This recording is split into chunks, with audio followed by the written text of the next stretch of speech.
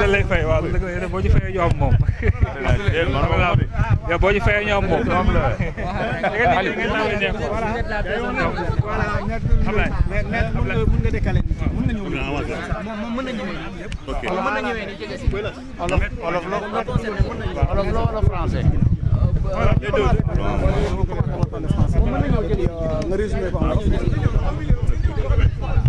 Boy, il faut ngeen xajal gaay non ñëw ah déedéet non Farba boy xaaral balaa ñuy c'est bon comme ça man nga ñu fi taxawal si kanam nga xam ne moom ok ok. ndax bala koy kan mooy wax.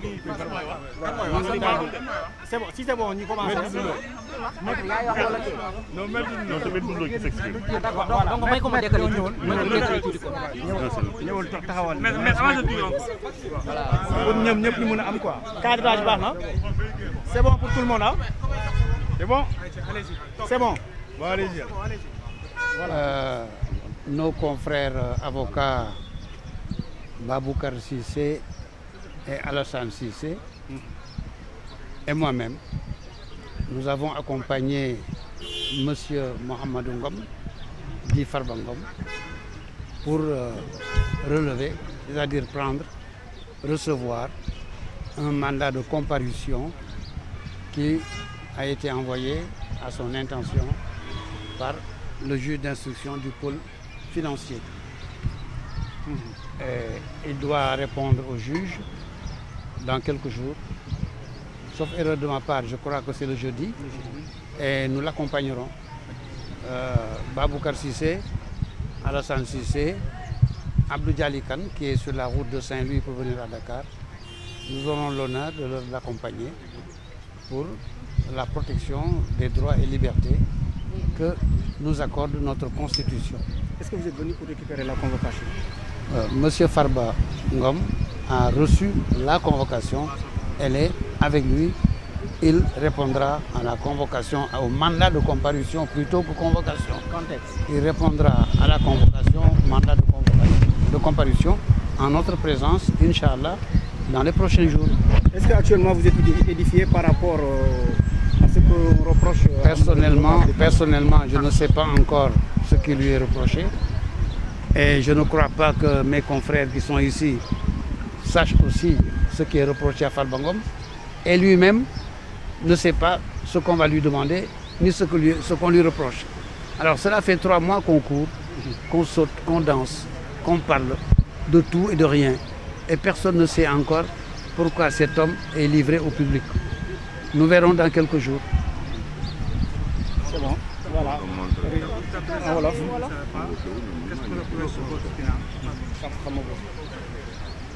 Résumé en wolof ñu ñëw ci kàllaama Kocc. Baboucar Cissé voudrait ajouter quelque chose. Allez, maître. Allez, vas-y. Bon, en fait, je voulais compléter par rapport à ce que vient de dire le doyen. Je précise que Farba est venu volontairement.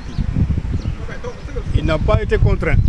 Il est venu volontairement prendre la convocation. La convocation qui lui est destinée pour comparaître devant le juge d'instruction du pôle financier le jeudi 13 février à 10h. C'est ce qui ressort de la convocation. Donc Farba n'a pas attendu que la convocation soit délaissée là où il est, chez lui ou bien dans sa communauté. Mais dès qu'il a été informé, il est venu volontairement prendre cette convocation-là. Et la convocation lui a été notifiée par le commissaire Diouf. Donc c'est ce que je voulais ajouter par rapport à ce que vient de dire le doyen de l'île. Je peux ajouter quelque chose? D'accord, vas-y, allez-y. Je confirme ce que mon confrère M. Baboucar Cissé vient de dire. La seule précision à ajouter porte sur les étapes qui sont ordinairement les étapes de procédure. Il est quasiment inédit que cette procédure commence par un mandat de comparution. Non seulement M. Ngom a comparu volontairement et spontanément, mais il n'a pas comparé des suites d'une convocation. Il a comparé des suites d'un mandat de comparution. Nous sommes d'accord pour dire que le commissaire, l'officier de police judiciaire qui vient de lui décerner le mandat l'a convoqué, mais toujours est-il que les choses auraient pu commencer par une simple convocation. Encore que cette convocation aurait pu lui parvenir par une voie autre que celle donc, de l'officier de police judiciaire. Mais ce que je tenais à ajouter, c'est que de façon ordinaire, c'est une convocation qui est directement décernée par le juge d'instruction. Il n'y avait pas matière à lui décerner un mandat de comparution dans la mesure où, comme il vient de comparaître spontanément, il l'aurait fait s'il avait tout simplement été convoqué à ce stade de la procédure. Ça, je tenais à l'ajouter au développement que viennent de faire mes deux confrères. Alors,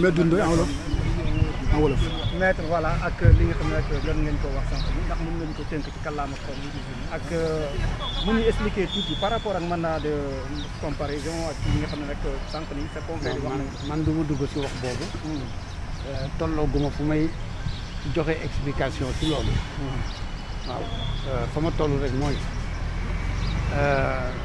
Farba Ngom mi ñu àndal yëgal nañ ko ne dañ ko war a jox këyit pour mu uyu ji yoon dañu tudde yoon boobu yoon dafa yaatu mais boo nee yoon rek ku si manti bokk rek yoon ngay wax rek ba mu yëgee loolu la ñëw fii ànd ak ñun si kilifa gi nga xam ne kilifa wu police la dafa yore boobu këyit war ko ko jox pour ne ko wuyu jul yoon Baboucar Cissé avocat Alsane Cissé avocat ak Abdou Dialy Kane mi nekk si tali bi di ñëw ak man mi dañu ko gunge ndaxte mooy suñu wareef ñëw fekke mu ñëwal boppam ñëw gu rafet kenn forcé wu ko ñu jox ko kayit bi ñu ko jox léegi dina uyu ji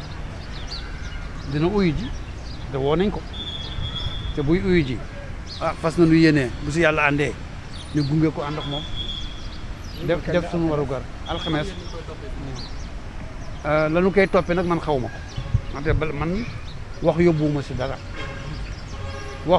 yóbbuwuma si dara lu nu bindul ma jàng ko xaw ma ko lu mu doon dañ koy toppee nag binduñu ko fañ ko war a binde gisuma ko na ma ko war a gisee moo tax xaw ma ko keneen ku fi taxaw tam si bokk ci xamu ko parce que gisu ko moom si boppam mi woo bu xamee dañ ko déey te jotul lay tax mu xam waxuñu ko tam fañ ko war a waxee lay tax mu xam kon ñun ñii fi mu nekk ci géej gu rëy la ñu nekk ay weer ngi nii dëkk bi wax ñëpp rek ci loo xam ne man xaw ma ko ñun xamuñu ko est-ce que loolu jaadu na nag ku nekk yaay tontul sa bopp jox ji ma wax est-ce que loolu jaadu na ci réew buñ ne démocratie la buñ ne droit ak liberté des citoyens lan mooy citoyen ku nekk seetalal sa bopp est-ce que citoyen nga bés bu la loolu dalee te nag bàyyiwul kenn de jaan ji moom kër yëpp lay dugg